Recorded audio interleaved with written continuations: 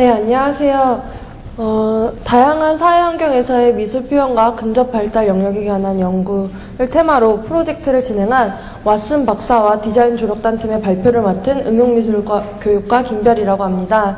저희 팀은 응용미술교육과 이부영 교수님을 지도 교수님으로 1명의 대학원생과 4명의 학부생으로 구성된 팀입니다. 네, 발표를 시작하겠는데요. 네. 먼저 교육은 그 사회를 반영하고 시대에 따라 변해갑니다. 본 연구는 다양한 사회적 환경에서의 미술 표현이 어떻게 이루어지며 어떻게 이루어지는지에 관하여 한국 사회에서의 농촌, 어촌, 도시, 공장지대 이렇게 4가지 분류 또는 저소득층 또는 고소득층 이렇게 2가지로도 분류될 수 있는 다양한 학생들을 대상으로 동일한 미술 표현 수업을 개발하여 실시함으로써 그 차이점을 파악하고 다양한 사회적 환경에 처한 학생들의 각기 다른 미술 표현의 특징은 무엇이며 그에 따른 근접 발달 영역은 무엇인지 연구하고 분석하고자 하였습니다. 네, 이걸 보시면 좀 더 쉬운데요. 네, 지역과 소득별 이런 특징적으로 나눌 수 있고요. 네, 저희는 아까 말씀드렸듯이 동일한 수업을 주제로 이렇게 아이들을 나누어 연구해 보았습니다. 네.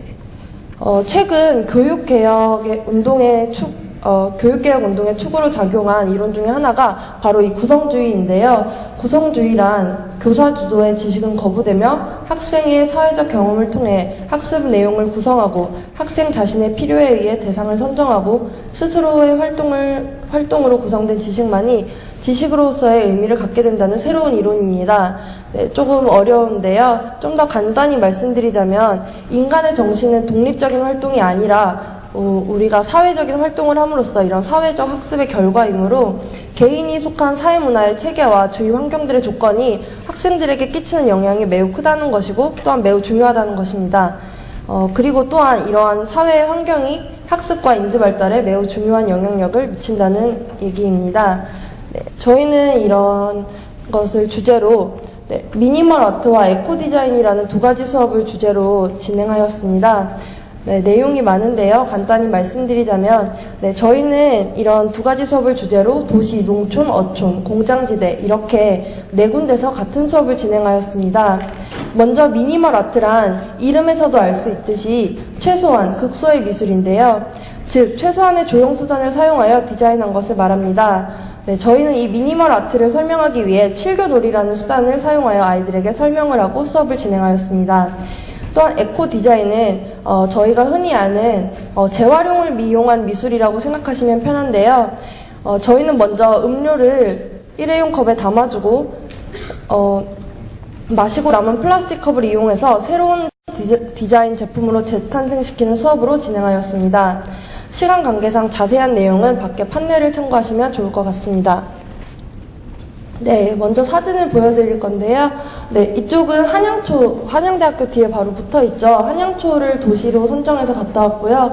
그리고 성동구가 원래 공장이 되게 많아서 공장지대로 선정해서 성동 청소년 수련관에 다녀왔습니다. 네, 눈으로 훑어보시면 좋을 것 같고요. 설명은 추후에 드리겠습니다. 네.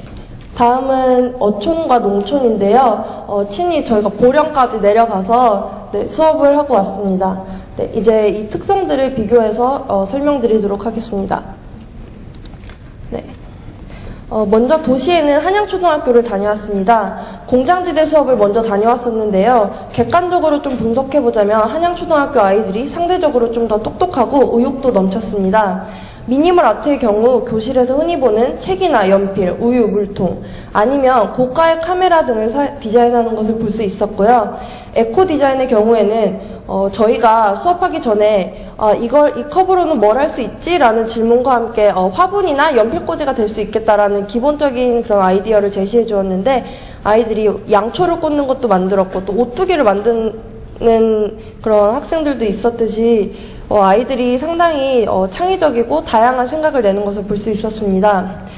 특히 저희가 밑그림을 그리라고 했어요. 꾸미기 전에. 근데 이제 한양초등학교 아이들 같은 경우에는 밑그림을 그냥 단순히 평면도로 그리지 않고 설계도처럼 인식을 하고 그리는 경향이 있더라고요. 그리고 이제 선생님으로 간 저희들보다도 저희들도 놀랄 정도로 그런 과학적이고 창의적인 디자인을 해서 저희가 좀 놀랐습니다. 그리고 아까 말씀드린 공장지대의 경우에는 길고양이나 자동차, 게임 속 캐릭터, 모자, 버스 등을 주로 표현했고, 도형을 잘 응용하는 능력이 있었고, 현재 이제 수업 시간에 이렇게 실내에서는 볼 수 없는 것들을 주제로 사용하는 것들을 볼 수 있었습니다. 에코 디자인의 경우에는 저희가 예로 들어준 그냥 화분이나 연필꽂이에서 응용력이 그쳤고요. 하지만 그리고 밑그림의 경우에도 일반적인 평면도를 그렸고 단순한 데코레이션을 보여주었습니다. 또한 의욕이 상대적으로 덜하고요. 또한 선생님이 조금만 다른 형태만 보여줘도 아이들이 역시 선생님은 달라 이러면서 되게 신기했어요. 반면 똑같은 걸 한양초등학교 보여줄 때는 뭐 기분이지 좀 이런 차이가 있었던 것 같아요. 네, 그 다음에 어촌과 농촌으로 넘어가겠습니다. 네, 어촌의 경우에는 미니멀 아트에는 음식이나 자연 관련 소재가 많았습니다. 좀 현장 특징으로는 형태적인 응용력이 상당히 뛰어났고요. 관심 소재가 다양하고 또한 서로서로 도와주고 의견도 공유하고 의사소통이 굉장히 활발해서 서로 오누이 같이 그런 따스한 분위기를 저에게 주었습니다. 그리고 다소 좀 소란스러운 면은 있었지만 자기 작품에 굉장히 애착을 가지고 수업에 임하였습니다. 에코 디자인에서는 물, 정화기, 되게 의외로 요강, 쓰레기통, 우주선 등을 표현하는 것을 볼 수 있었고요. 현장의 특징으로는 저희는 되게 어촌에 갔으니까 어촌의 그런 특성이 되게 많이 나겠지라고 싶었는데 그런 예상과는 달리 아이디어 소재를 선택함에 있어서 지역적인 특성보다는 관심 있는 것이 무엇인지를 알 수 있었습니다. 또한 데코레이션보다는 입체적인 조형 능력이 뛰어났습니다. 하지만 자신의 의견을 말하는 데는 다소 소극적인 면이 있었고요. 집중력이 조금 떨어지는 모습을 볼 수 있었습니다. 네, 농촌의 경우를 보시면요. 미니멀 아트에서는 도시 아이들보다 주제가 다양했고요. 또한 자연과 관련된 주제나 지역 특산품 등을 표현했습니다. 네, 도시 아이들과 상당히 다른 모습을 보여주었는데요. 서울 학생들과 어떤 면에서는 또 비슷하지만 호기심이 굉장히 많고 성격이 순한 편이었고 디자인에 대해서 예를 들어 한양초등 같은 경우에는 밑그림 그리는데 굉장히 오래 걸렸어요. 디자인? 막 애들이 보고 자란 게 많아서 그런지 굉장히 생각이 많았는데 이제 아이들은 되게 자유로웠고 또한 얘네도 되게 열심히 끝까지 완성을 하고 애착을 갖는 모습이었습니다. 또한 실력의 차이가 조금 있었지만 전체적으로는 결과물들이 완성도가 높고 다양했습니다. 에코 디자인에서는 자기 자신과 직접 관련된 주제나 주위에서 흔히 볼 수 있는 소재, 아무래도 농촌에 있다 보니 나무나 산을 많이 볼 텐데 나무나 산, 해, 다양한 동물들을 표현하는 것을 볼 수 있었고요. 아이들은 의외로 되게 소박하고 자유로웠고 표현 형식에 제한이 없고 틀에 박히지 않은 모습을 보여주었습니다. 결론적으로는요.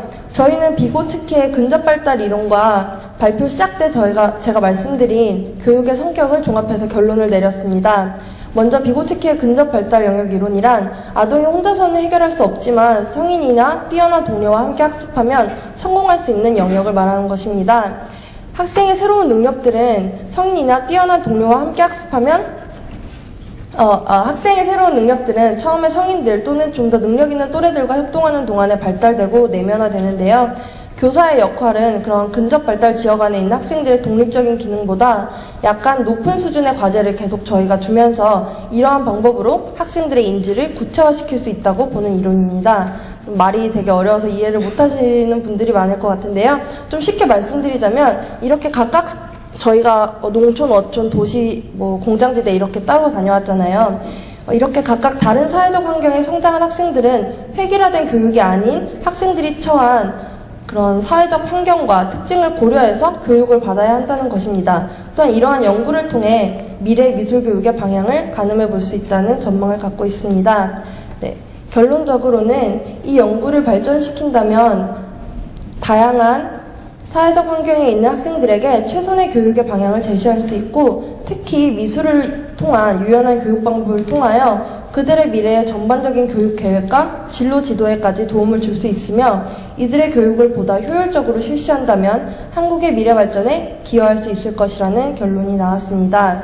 네, 저희 발표는 여기까지고요. 어떻게 보면 좀 지루하지만 네, 재밌게 들어주셨으면 좋겠습니다. 네, 들어주셔서 감사합니다.